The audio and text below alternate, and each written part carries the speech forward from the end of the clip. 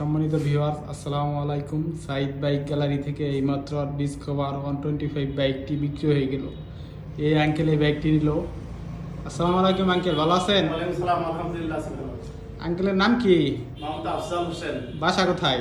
বাসা একবারে রৌমারী। রৌমারী, কুড়িগ্রাম জেলা। হ্যাঁ, কুড়িগ্রাম জেলা।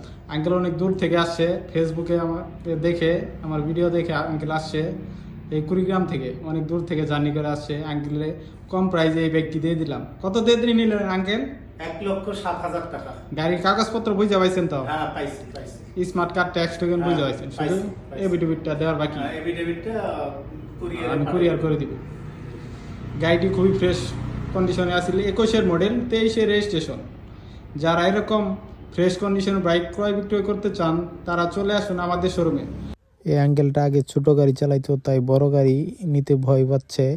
তাই আমরা এই আঙ্কেলটাকে জামালপুর থেকে শেরপুর যাওয়ার ব্রিজটা পার করে দিয়ে আসলাম আমরা। আঙ্কেল সাবধানে যাবেন আঙ্কেল, দোয়া রাখেন। আচ্ছা ঠিক আছে।